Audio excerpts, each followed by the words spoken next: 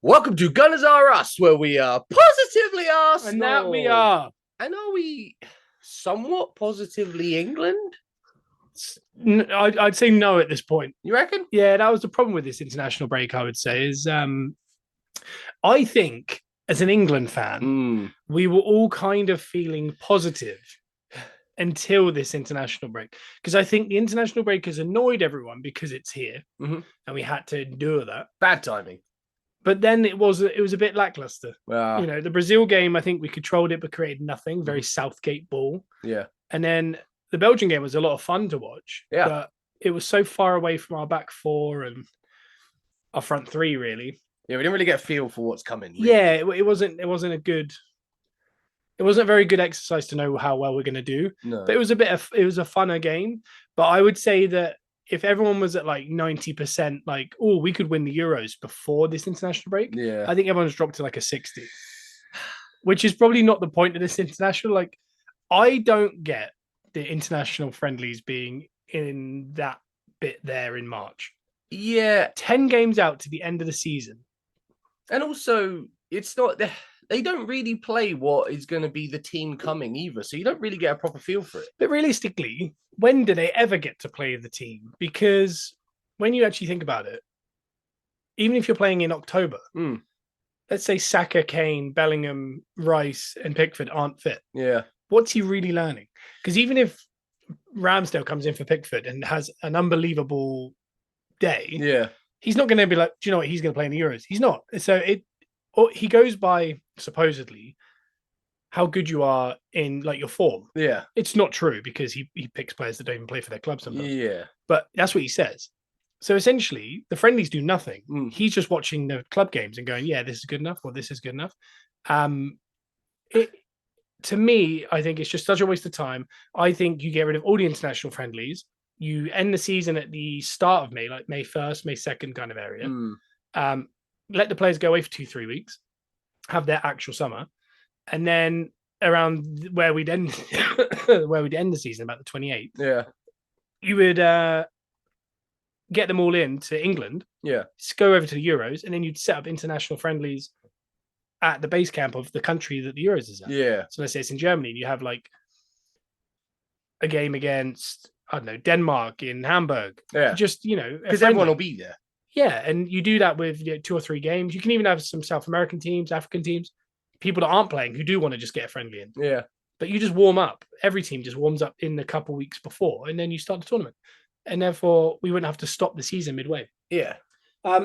Anyway, we've got straight into that. Here we have, yeah. And we're going to get a little bit fresh. We're going to get a little bit into England, but mainly today is going to be Prediction League. Prediction League is the thing we do every single week. Joe, myself, Simon, who is not here again, very busy, and you will see why very shortly, as we keep alluding to. We got a hell of a list of games to predict. We have, and at the minute, I can tell you the Prediction League is Simon's on 110 points, I'm on 119, and Joe's on 130. So, but this week we are predicting 15 different games because between now and our next podcast, next Wednesday, every single Wednesday, Gunners Are Us podcast, iTunes, and Spotify. That is 15 games. And there's more next Wednesday, but we'll be back before then here on TikTok at 10 a.m. live on Gunners Are Us, as well as on your podcast feed in the Wednesday afternoon. And we'll be previewing next Wednesday's games, next Thursday's games, next weekend's games. So we've got the internationals out of the way, and it's hot and heavy straight back into the Premier League. We were joking about this, that right before all the this international, we were like, there was FA Cup as well, so it feels really extended. It's been 3 weeks since Arsenal played. Oh, goodness. I thought something felt off. Yeah, it was a long time to endure, but we were saying enjoy it because at the minute we're in a title race. Yeah.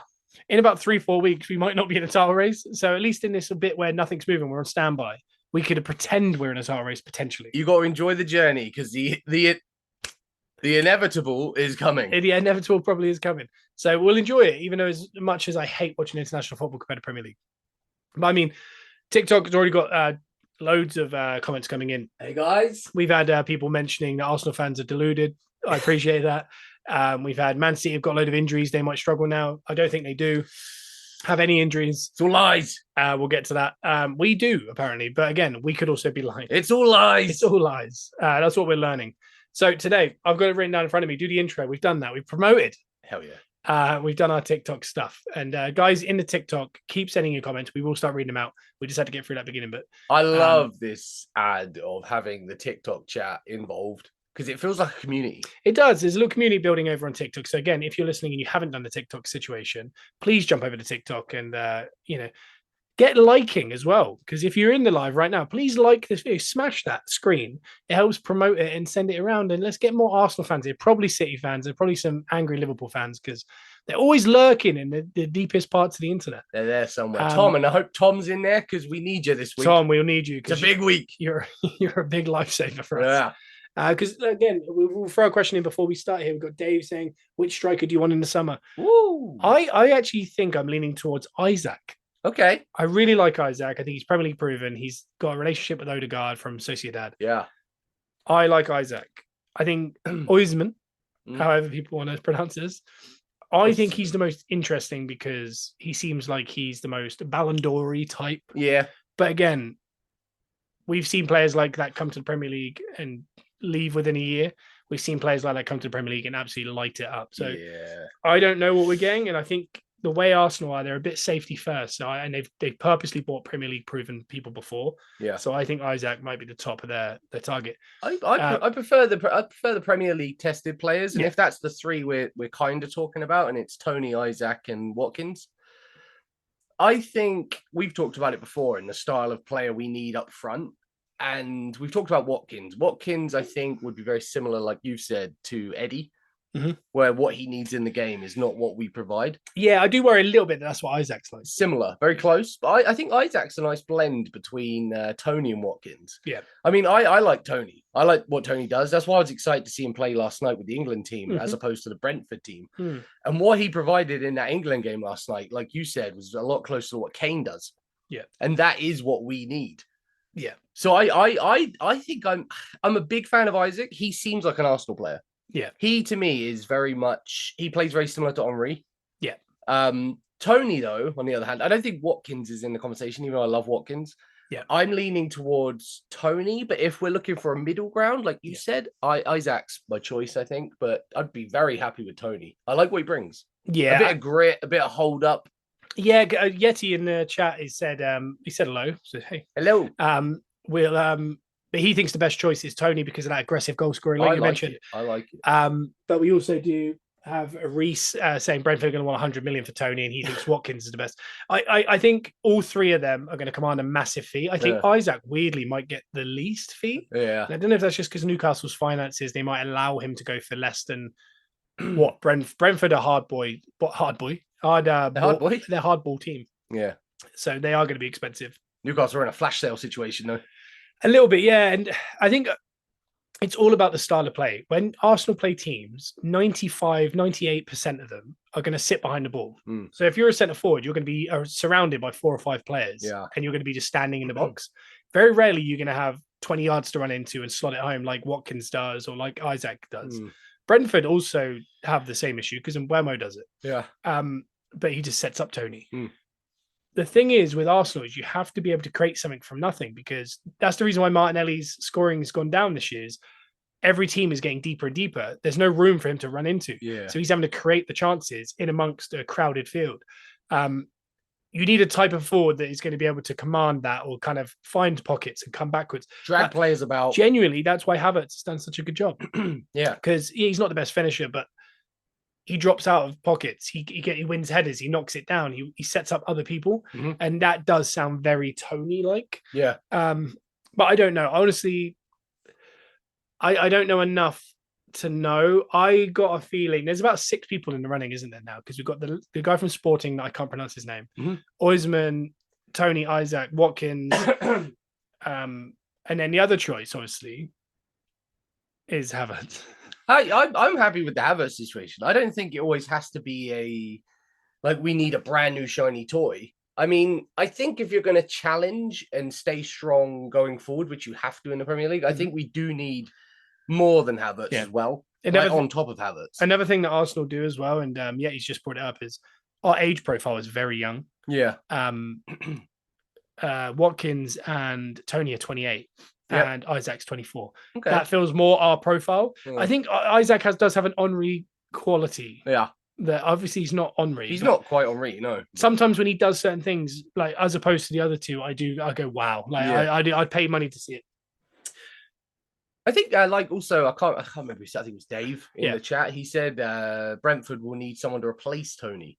But could that not be part of the deal? Like you were saying, they're going to want more money for Tony. Can we not throw into the mix some money plus like Eddie and even Ramsdale? That's what I was thinking, because we've got Raya coming in the summer as well.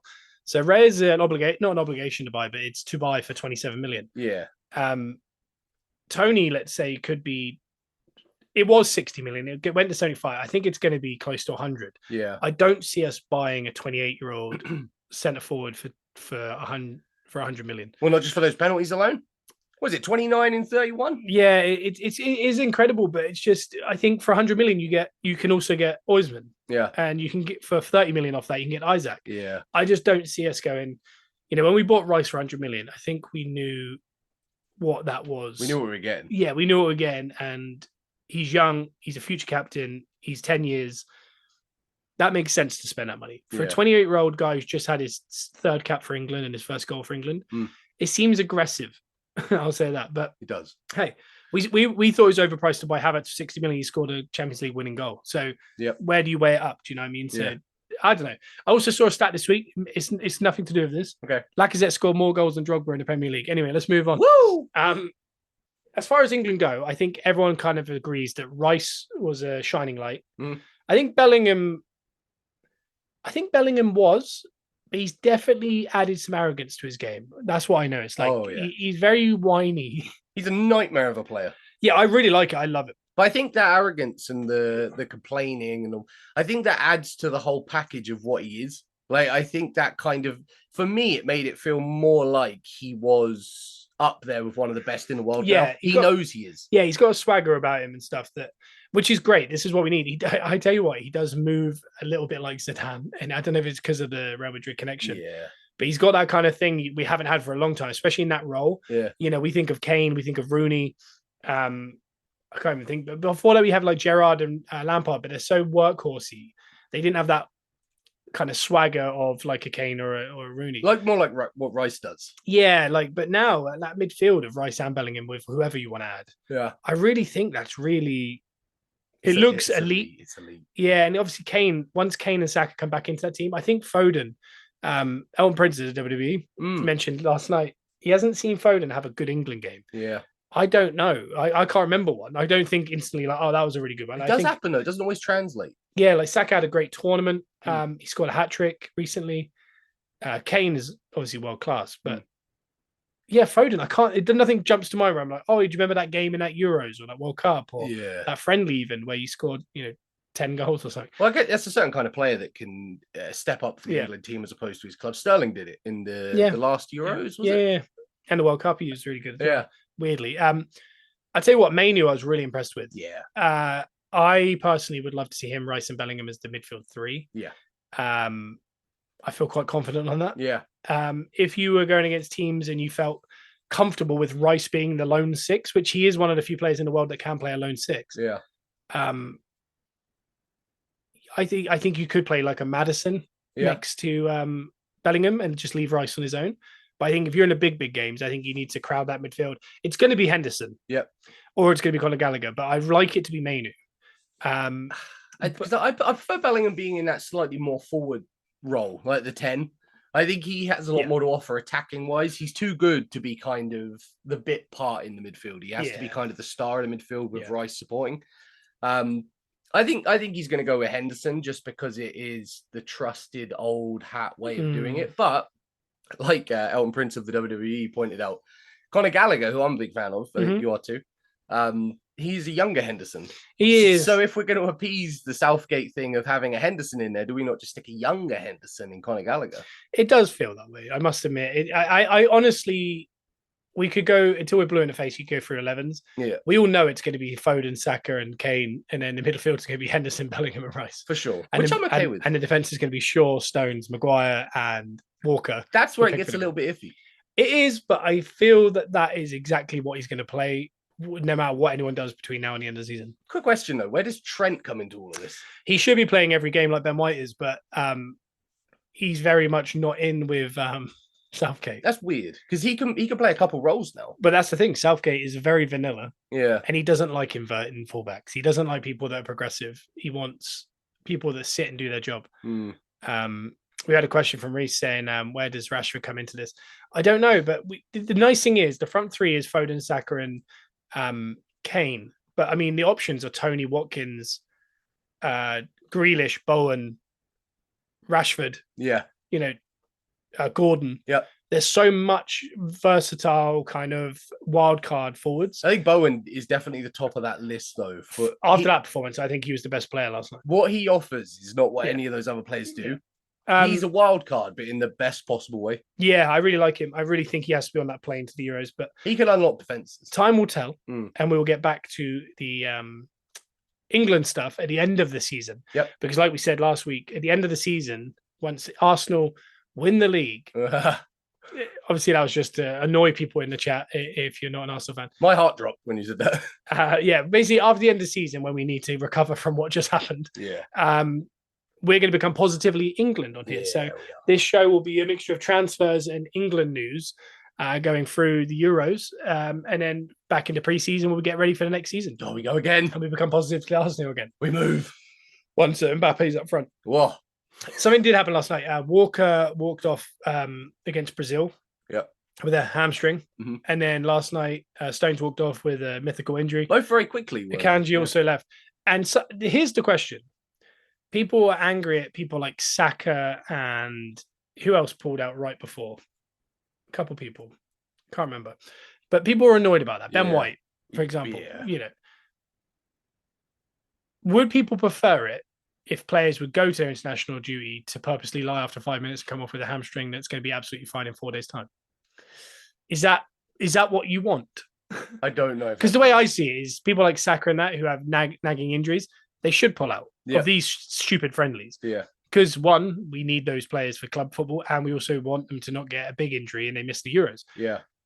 What I'd like to see then is that they give people a chance because they pulled out. Yeah. As opposed to Stones going, Walker going there and Pep going, after 5 minutes of that game, just come off. Yeah. So you don't get any aggro.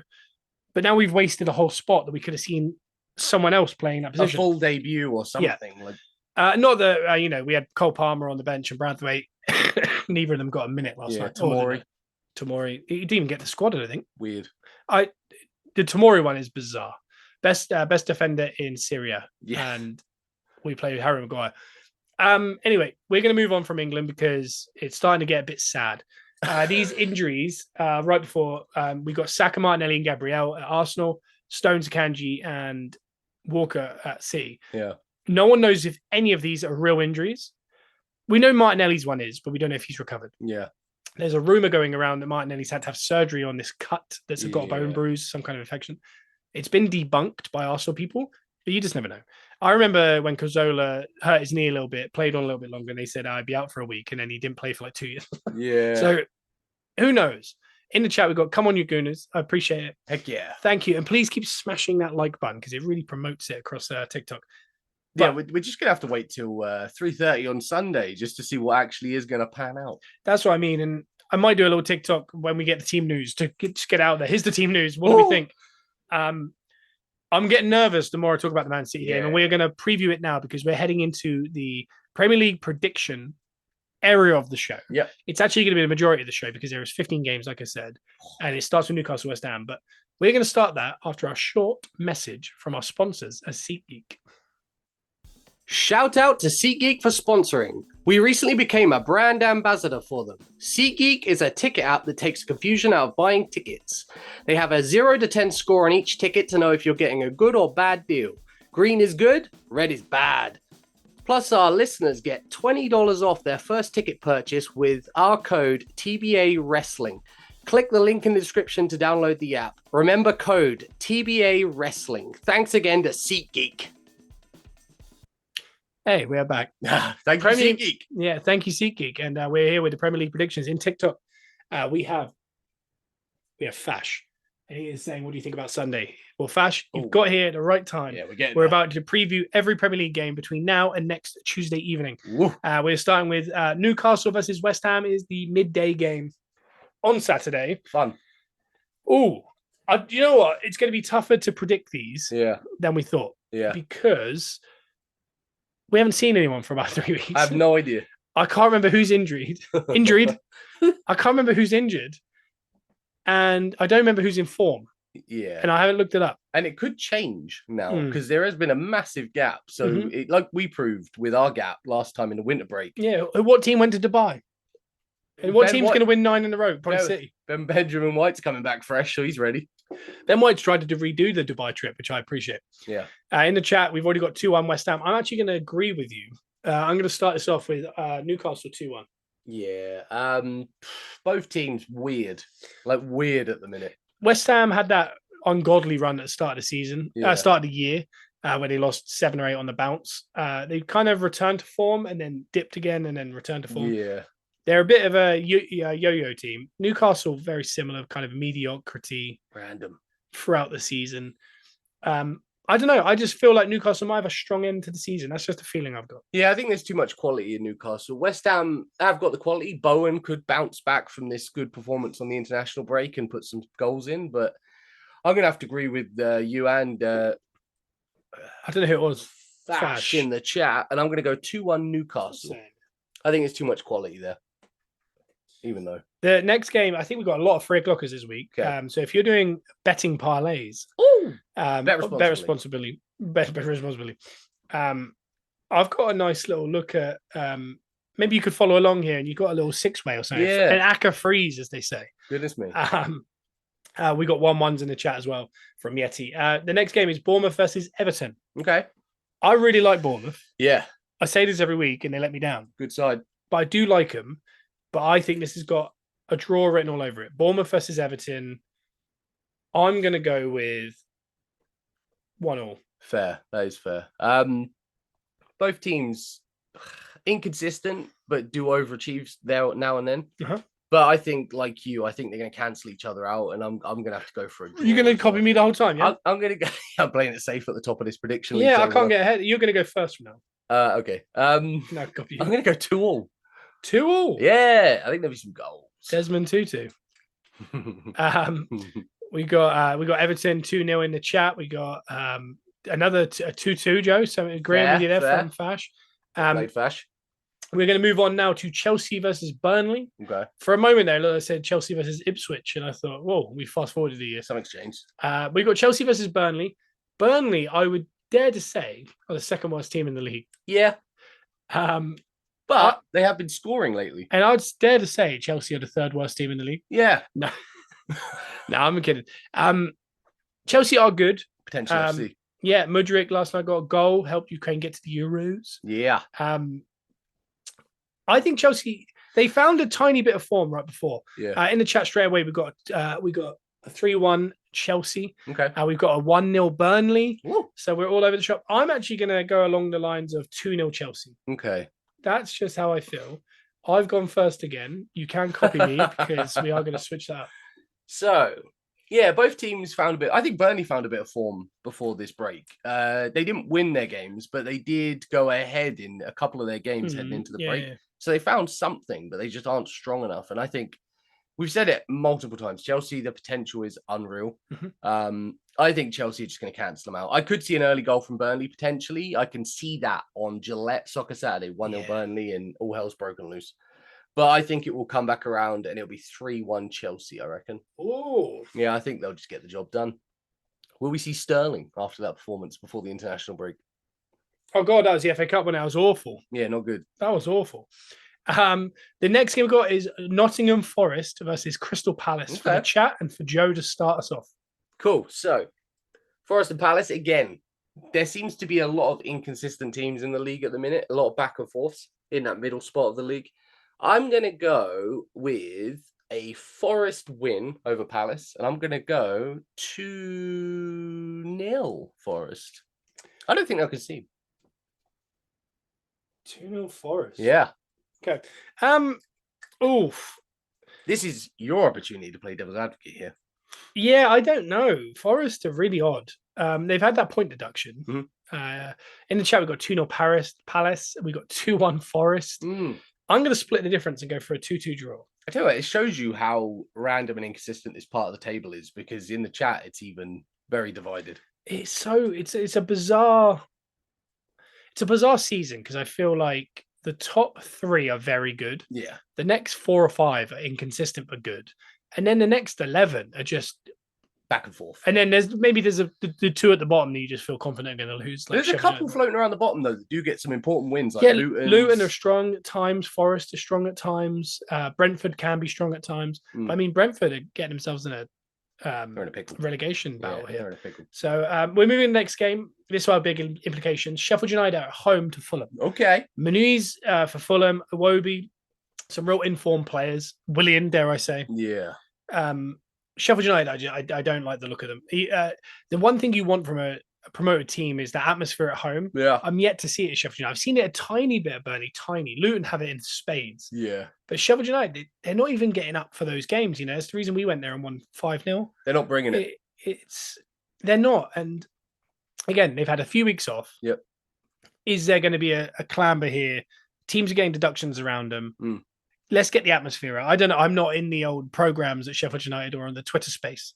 Yeah. Or these podcasts for Sheffield United.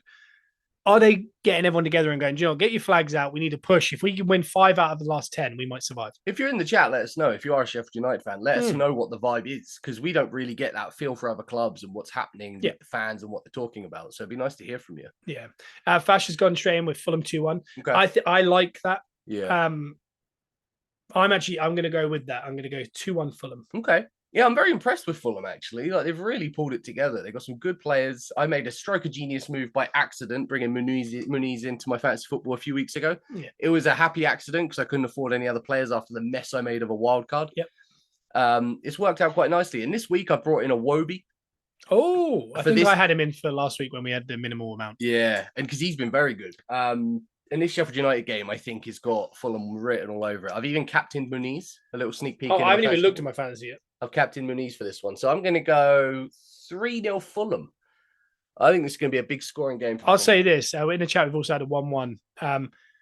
If Fulham were to win this 3-0, I think that is the end of Sheffield United. Yeah, for sure. Because I think a home game against a team that are 10th in the league, if you can't get a draw or a tight loss or a tight win, I really think that's curtains for you, because, you know, they're the games you're going to have to, like, it's not going to get much easier than that. Home to Fulham. No. Not that Fulham are easy. They beat Spurs, they beat Arsenal. Good side. But they're the games you need to actually pick up the points. So that might be an indicator of how well this last 10, 11 games are going to go for Sheffield United. Yeah. The next game is it's Spurs. It's Spurs at home in the toilet bowl versus Luton. Oh my goodness. And Simon is Arsenal and Luton. We have therefore become Arsenal and Luton. We are positively Luton as well. I cannot stand Spurs. In the chat, we've got Yeti with a 10-0 Luton. I like it. I might have to go with it. I respect it. I'll say this. I say this every week when we do prediction league. Spurs aren't great at home. No. They're a bit like Arsenal. Not like Arsenal. They're a bit like Arsenal in the sense of where they live. The early days of the Emirates. Yeah. The early days of the Emirates, if you remember, we almost preferred to play away because it was like a nervousness. They have that. They've had some nice moments and they do sometimes win, but they also get down 1-0 and do all that. That's got Luton scoring early doors written all over it. It does. But I do think Spurs will win it. Yeah. And I've just seen Fash come in with Spurs, the Spuds 3-1 over Luton. If I had to guess, early goal for Luton, Spurs will figure out, win 2-1. I'm gonna go Spurs. As much as I don't want to.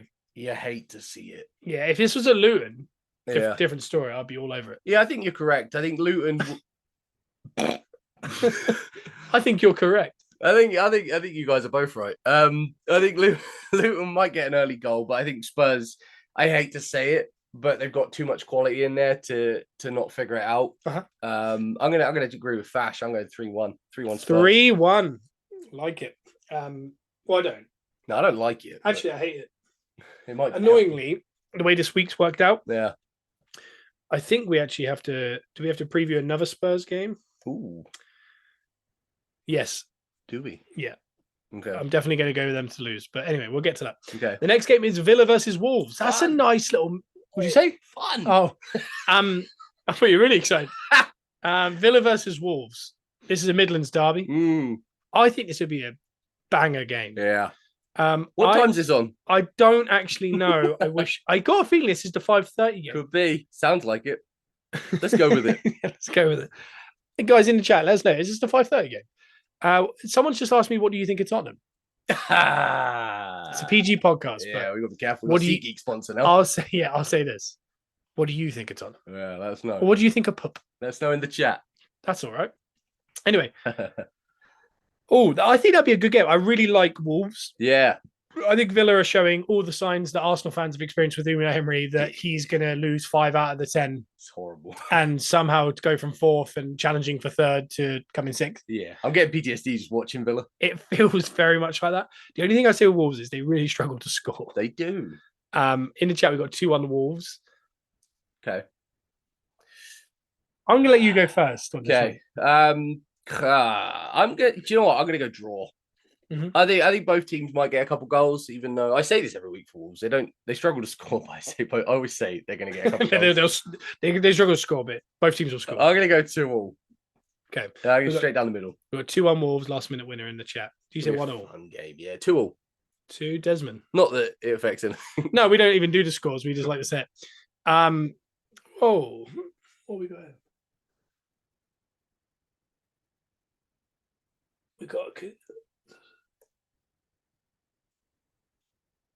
We just got age restricted. We didn't answer his question about Tottenham. You can't do that. I'll tell you what it was. This is hilarious. I just drank out of my WrestleMania cup. Okay. I think they might have thought it was a can of alcohol.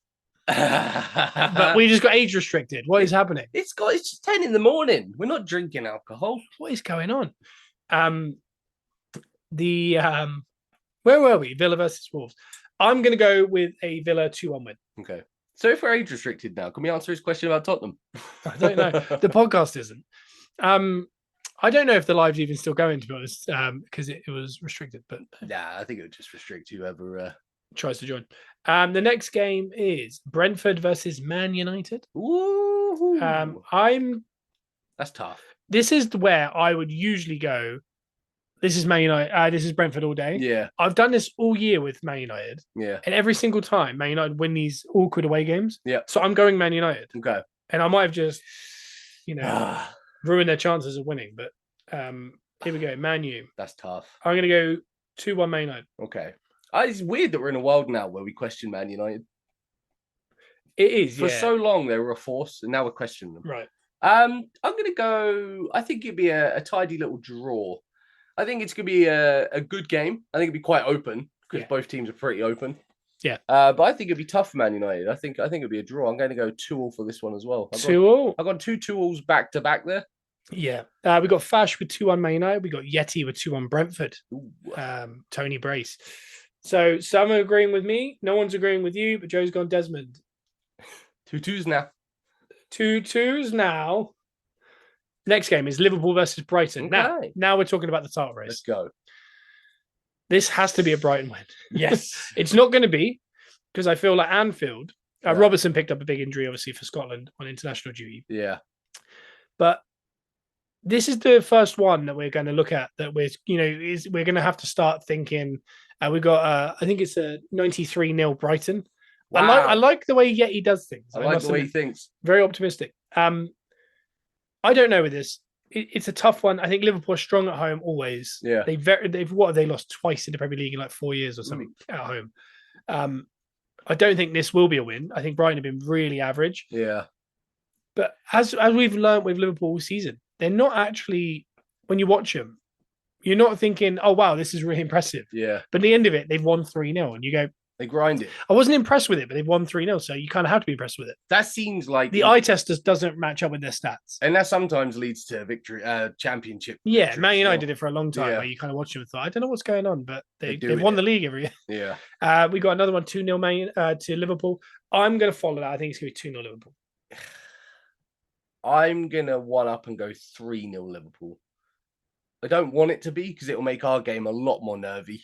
Well, let's just say this. Liverpool are playing before us. If they win that and City win theirs, Liverpool will be 3 points clear of us, and City will be 2 points clear of us. Okay. Again, it's still so much to play. That the nice thing about all of this is the way it's gone before this match. Yeah. Is even if we do lose and Liverpool win, so Arteta will decide everyone wins except us in the front three. We're still only a game behind them, and that City could go to Tottenham and lose in 2 weeks or something, and so could Liverpool, and we could win, and it's going to be so tight. Yeah, I do think this will set a precedent because Arsenal are 8 games undefeated. Yep. In a row. Well, not undefeated, 8 wins in a row. No one this season has gone more than 6 games winning. Yeah, we're on 8, and if you look at the past 6 years, everyone that wins the league goes on a run of over 10 games to win the league. I do worry City have won a few in a row. Yeah, they're about to win the last 10 in a row, like last year. Yeah, that's how City win the leagues. They win 13. They've won like 17, 15, 13, 10 in a row to end every season they've won. Have we done ours too early? Have we done ours too early? We've got ourselves in a fight that I think at Christmas we thought we were out of. Yeah. But was it just too early? Like, did we need to just win through Christmas? Realistically, you just got to win every game. But it's impossible. Just go out there, cup fight. Every game's a cup final. Yeah, it's so tough. But we are here. We're at City, Arsenal. We've got 1-1s in the chat. Oh, we're going to preview this a little bit longer than the other games, simply because this is an Arsenal podcast. It is really tough. Like I was just saying, City do have this ability to get stronger as the season goes, and they've won a few. If they win the next 7 or 8 in a row, they will win 11 in a row, and it will be anyone else's kind of runs. Yeah, I could see us. I could see a draw. Yeah, that's fair. The injuries worry me. Depending. Yeah, but I'm looking at it. I don't know. Okay, the fair answer is a draw in my head. Yeah. Just for where both teams are at. I think both teams will cancel each other out because we are very good these days. I always forget that because Arsenal Man City sounds scary to me, but how good we actually perform now. Yeah. A draw, cancelling each other out and taking a point each as we go forward in the title race is a fair answer. Yeah. But I'd like to lean more towards the positive, I think. Yep. And I'm going to give my prediction early. Okay. I'm going to say it's going to be 2-1 Arsenal. I think it's going to be a tight game. But I think from what we've been showing in the league this season and along with what we did to them in the Community Shield, things like that, I think we figured out how to get the job done. And I could see with this Arsenal team, how we perform, I could see a victory there. I think a victory there would make us 9 games in a row winning. Yeah. No matter how good Liverpool get and City get. Yeah. No one would be able to necessarily beat that run. Yeah. And that kind of run is what wins you seasons. So I think if we were to win, it would be a massive sign that we could win the league. Yeah. I think like we were talking about Sheffield United losing that game to Fulham. Yeah.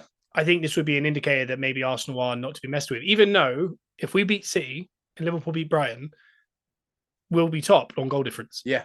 So it's so little. It just means City would be 4 points behind us and Liverpool. And that would change everything because City would then rely on other teams to have to do stuff. I'm making this prediction off the back of I'm assuming we're going on to win the league, and this run is what's going to solidify the league. Okay. I'm being very positively about it. Okay.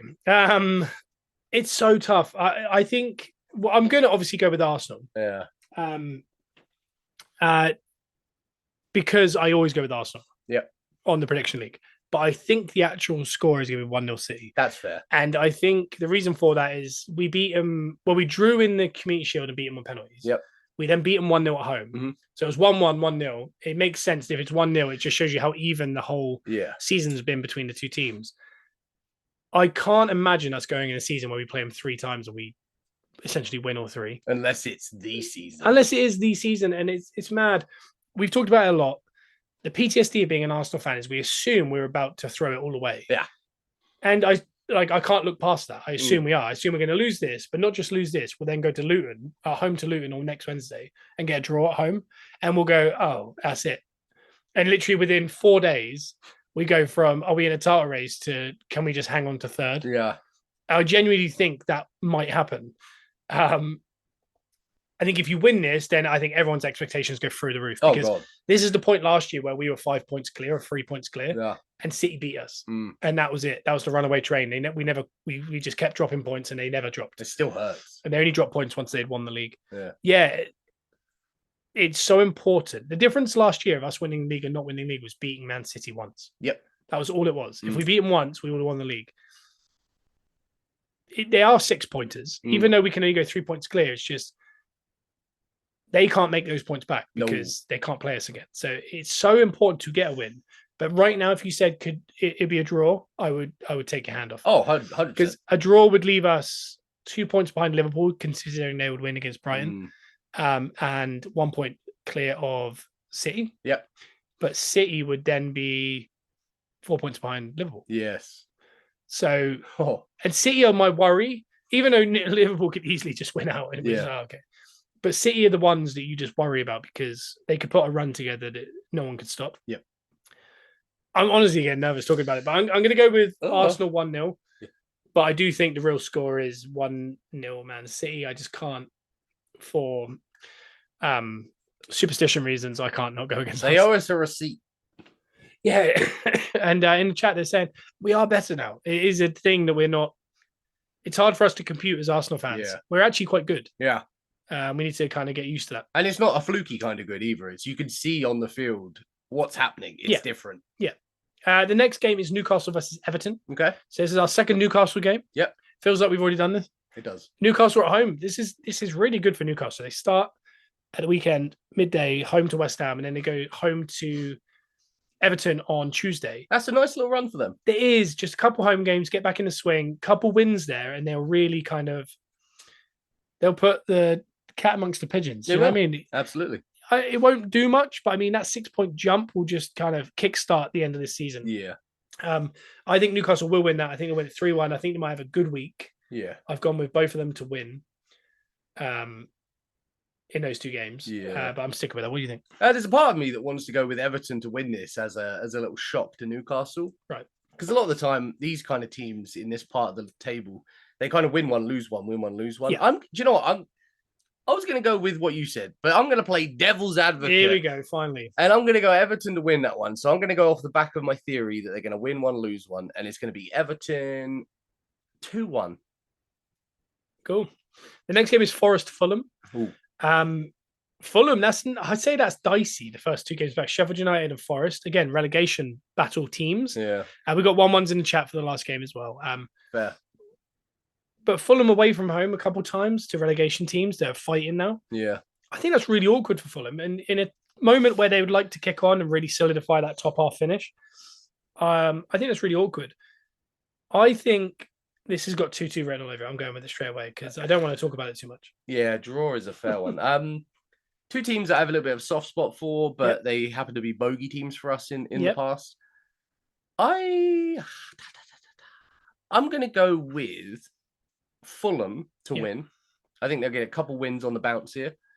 2-1 Fulham. Got a couple 2-1 away wins. You got 2-1 there. We got in the chat, we got 2-1 Forest, and I've gone draw. So we all think someone's going to score 2 goals. Yeah. And we all think someone might win. And someone's conceding. Everyone's conceding. The next game is Bournemouth at home to Palace. Again, Bournemouth back-to-back home games. Okay. Palace are not a great side. Under the new manager, they've been a little bit more solid. Yeah. But they're not that impressive. So I'm going to go 1-0 Palace. Okay. I don't know. Everything in me is saying that this is a Bournemouth win. But I'm going to fight that instinct to kind of go devil's advocate with myself. Yeah, okay. That's fair. Does that make sense? Yeah, I appreciate that. Similar to what I'm doing with Man United. Man United away to Brentford. That's a Brentford win. Yeah. Man United, for some reason, win those ones. Yeah. So I'm going with it. I'm going to go draw for this one. Okay. That's going to be a couple draws in a row there for Bournemouth. I'm going to go 0-0. You don't get many 0-0s on your prediction league, do you? No, I'm going no goals in that one. The next game is Burnley versus Wolves. Okay. This is going to be something else, I'd say. Again, similar to what we were talking about Sheffield United, I think this is a massive indicator for Burnley. Yeah. They're coming back with Chelsea away. That's not much to kind of write about. That's a game they expect to lose. Yeah. Home to Wolves, mid-table team, similar to Fulham with Sheffield United. Yeah. This is a game that Burnley have to win or get a draw, or even if it's a tight loss, they might still be able to crawl. They can't get blown away. I don't think Wolves are a team that will necessarily blow them away. I'm actually going to go a 2-1 Burnley win. Okay, that's fair. Yeah, I think Burnley are putting something together. They're not quite solidified, but they're putting something together. I'm going to go for a draw on this one. I think Burnley will get a point out of this one. I'm going to go 2-2. And it's going to be a 2-2 draw. Again, I've gone with Wolves to score some goals there, even though we talk about the fact they struggle. What was that? Sorry, 2-2. 2-2 draw. Oh, man. Burnley will get a point. They deserve one with what they're putting together at the minute. It's hard to tell because the way I've written this down on the sheet, it makes no sense to anyone that's watching. I can't tell if that's a draw or a win. That's going to be awkward next week. We got 2-1 Bournemouth versus Palace. Okay. I think Fash is just catching up. He just said this channel will get great 100 views on the morning of Sunday. There's a part of me that might go live when the team news announces. We're going to have to. I think I'm going to have to. I think if we go live here on this channel, Gunners Are Us, so if you're listening, Gunners Are Us on TikTok, probably what time's kickoff? 4:30? 4:30. If we go live about 3:15, kind of build up to the team news, announce the team news. Well, I'm hoping to be here by about lunchtime, I reckon, so I'll be here. Yeah, so I think we might do a little live there because you're right.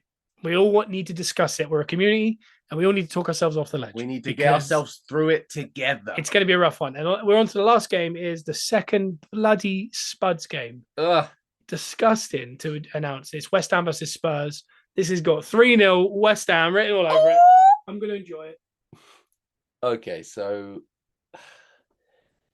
this is tough. It's not Bowen to Antonio even get on there. Yeah, you're right. 3-0 West Ham. I don't even want to talk about it. It's going to be a Spurs loss. I gave them a win earlier. Let's take it away. You know, I was talking about Man United. Yeah, this is a game that Spurs. This will be very Spursy. Yeah, it will. This feels the history. You know, London Stadium, Tuesday night. They're going to panic there. Yeah. Fash has gone 2-2 in the chat. That's fair. That is fair. What I'll say is this: that was a monster of a prediction league. Whoa. We've gone from 2 weeks of no prediction leagues to a lot of games there. I'm sweating. I don't necessarily like doing that many games because you can only listen to so much. I don't know, 2-2. But that wasn't a dig at you because you went 2-2 from all. It was just the first thing that came to mind. I forgot I went 2-2. But like we were just talking about in the chat, thank you so much to everyone on TikTok that has joined the chat and been involved. A little community we're building over on TikTok. And if you haven't already and you're on TikTok, go to download our podcast, iTunes and Spotify. We're every single Wednesday, plus a couple bonus episodes if there's something big like a Champions League draw or something massive happens. For example, Arsenal beat Man City at the Etihad. We also do lives every single Wednesday, 10 a.m. on the TikTok. And this Sunday, we're going to also do, I'm committing to it. This Sunday, an hour and 15 minutes before kickoff, I'll be live with Joe. Yep. And we'll wait for the team news and then we'll discuss the team news with you here in TikTok. Heck yeah. Fash, thank you so much for joining us. Come on and join us. But that has been the show. Next week, we're trying to get Simon. Next week, I'll be going to Philadelphia the day after. So it's going to be, I'm going to be in a real panic. Yeah. And we'll have that Luton game that night. So there's a lot to get through. Hopefully I have Simon back. He's been talking about it. He really wants to get back on it, especially for this run-in because it's so exciting. But well, this is his only place to really vent all his football stuff. So yeah, he's bottled it all up for a long time now. He's ready to go. And he's sick of just sending me through his predictions. Yeah. Anyway, I hope you've enjoyed the episode. It feels mad since we were doing just episodes talking about England's 11. Yeah. And I know we started a little bit on that, but God, that just feels really... I feel a bit tired. It's like a workout. I need to get some sugar in me. It feels a little bit like a workout. But yeah, we are Gunners Are Us podcast. We are TBA Wrestling, also on any forms of social media. The SeatGeek promo code, as you heard earlier, was TBA Wrestling. If you're buying tickets, Arsenal's preseason tour in America, go get your SeatGeek tickets. If you're in the States, if you're not, go travel. Go to LA. Go to New York. We're playing a couple games. Do it. Enjoy yourself in the summer. USA. USA. But that's as far as I am. I'm still on the last bit of my sickness, as you can hear. So if you've heard any sniffing or a little bit of coughing, I apologize. I have antibiotics. We sit very close, so it'll probably be me next week. It'll be Joe next week. I don't want to be able to go away to Philadelphia. It'll be like a tennis match. So I got to eat Philly cheesesteaks and home. Woo! Philadelphia Freedom. Philadelphia Freedom, Liberty Bell, all that. I've just named things that are there. Kelsey's. Anyway, I hope you've enjoyed the podcast. We'll be back next Wednesday. where we are Gunners Rust podcast. Have you got anything? I do. Okay, this is huge. Yeah. Don't mess it up. Okay. Oh no. Yeah, go on. So, 4:30 on Sunday at the Etihad. At a slightly earlier time than normal at this time of year, the citizens are going to think a blue moon is going to rise. But what they don't realise is Mikel is coming in with his army and his absolute science of football. And we're going to create a rare, but going forward, more common blood red moon. Come on, Arsenal! Whoa, that was impressive.